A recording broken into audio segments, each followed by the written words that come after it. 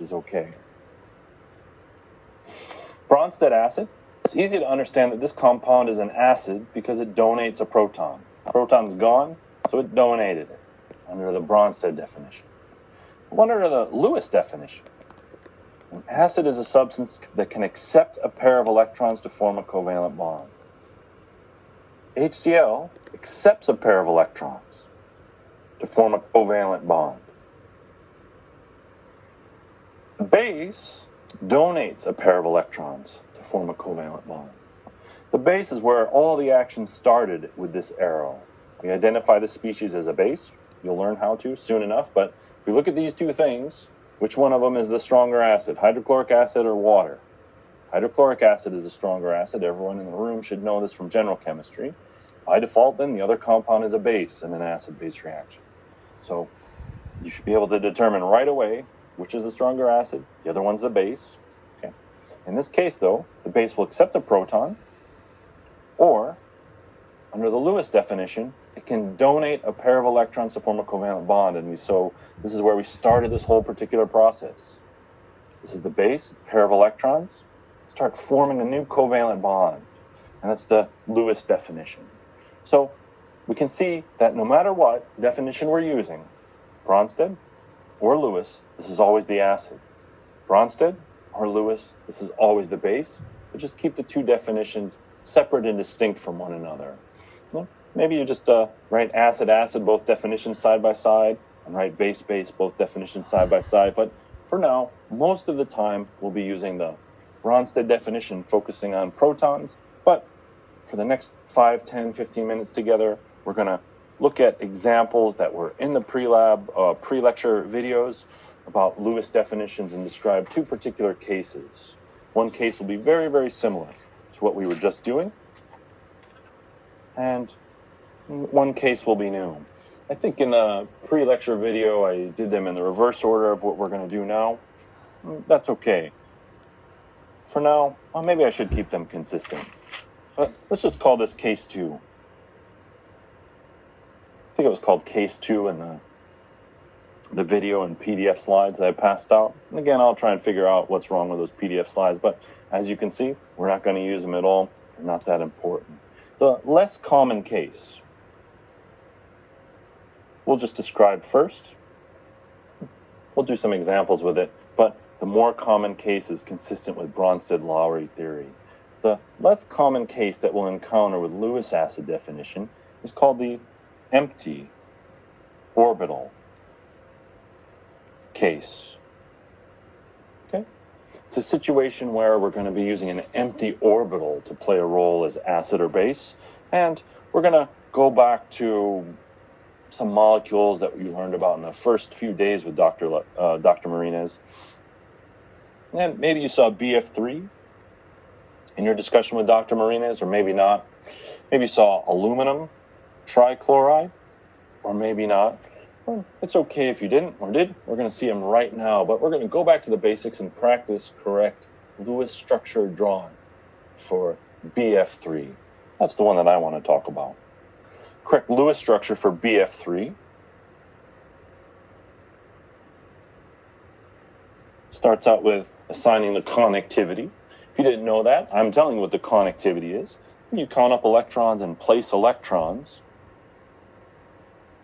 And we're not going to go through the rules for doing that, but this is the correct Lewis structure for BF3.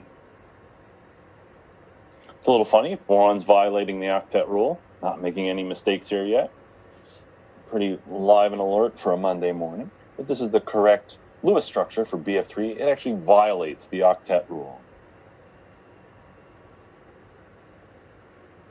Kind of an exception to the octet rule, but there's no other way to draw it.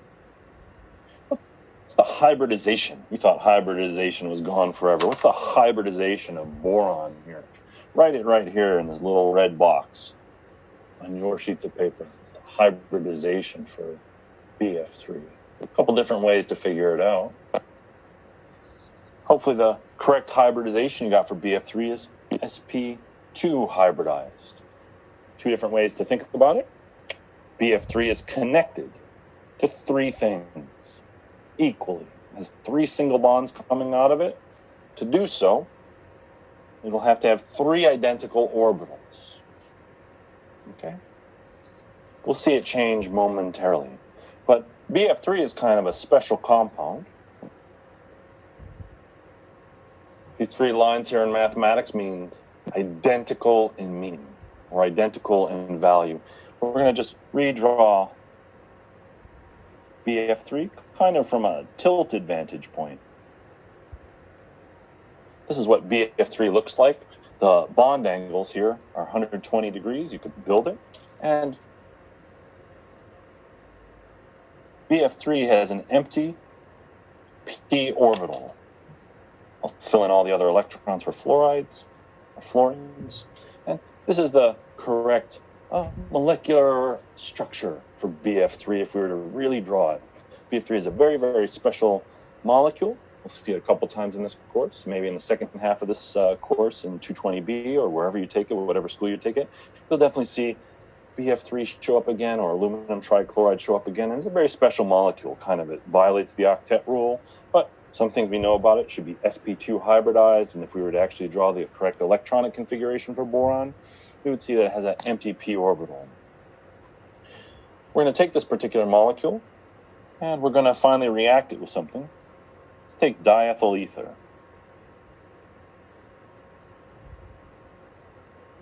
It's a very, very simple organic molecule. Functional group of carbon, oxygen, carbon is an ether functional group. And this compound very simply has a common name called diethyl ether. We're not going to do too much nomenclature anymore, but this is very, very common. Whenever you finally return to lab, wherever you are in this country or world, diethyl ether is a compound that you'll be using in laboratory settings. So the 2 things that we're going to react are these 2 particular things, and we're doing this empty orbital case. It's a special example of a Lewis acid-base reaction. And I'm going to push some arrows here. And I want you to use the Lewis acid-base definition to assign which of these is the acid, which of these is the base. Use a black arrow here. And I'm showing the movement of 2 electrons from oxygen to boron. The acid-base definition is right here. Which of these compounds is donating electrons? Which of these compounds is accepting electrons? This one's the donor. This one's the acceptor.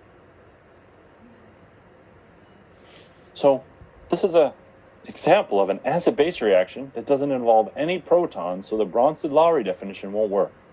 What I actually want you to do now is draw the result of this 1 arrow process that I've done here.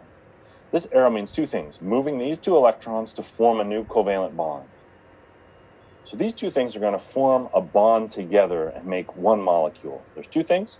We're going to make a new covalent bond from here to here.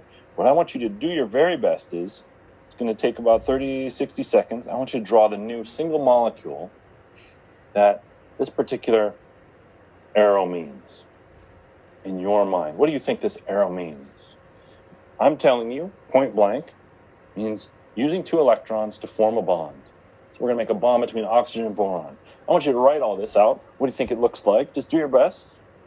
There's going to be some formal charges on your final molecule, a plus and a minus. So right now you should be writing, not sleeping. Right now you should be trying to draw what the product of this reaction is. The black arrow I've used here simply means movement of electrons. It's an organic, chemical, mechanistic arrow showing where electrons are moving from. It's moving from a place of high electron density to where there's no electron density. Boron won't love 8 electrons. It only has 6. So these 2 things will react and give them.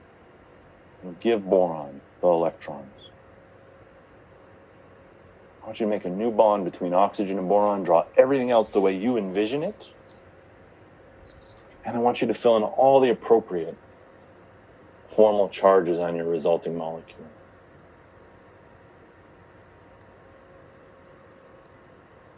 I'm going to start drawing, and it's okay if your drawing is a little bit different than mine, because yours might be oriented upward, sideways, something. But I'm going to draw it this way, and you can leave yours alone if it's chemically equivalent to mine. And you've done a lot already with constitutional isomers, So you should know by looking at my molecule if it's the same as your molecule or is it somehow different. I even make mistakes too, but I'll patch them up. You should have this particular connectivity of atoms. And again, it's okay if maybe your fluorine's here, here, and here, and oxygen's going up, but on one fragment of the molecule, it should be BF3. The other fragment of the molecule should be OCH2CH3, and then CH2CH3. If you got this far, great. If not, this is the correct answer. The new bond that we formed here is between oxygen and boron, and originally that was from these two electrons here. Okay, we use those two electrons to make a bond between something that has electrons and something that's missing electrons. And the final thing you should have done here is put on correct formal charge on all atoms. Oxygen is neutral here with 2 bonds. We have 3 bonds. If you calculate formal charge, oxygen would have a formal charge of plus here. And boron was neutral with 3 bonds. It has 3 electrons around it. It's in the 3rd column of the periodic table from an electron point of view, electron counting point of view, with 3 electrons. Now boron has 4 electrons around it. It's a formal charge of minus. So if you are really weak in calculating plus and minus, you have to catch up on that. That thing doesn't go away. Calculating formal charge on molecules is still a very, very important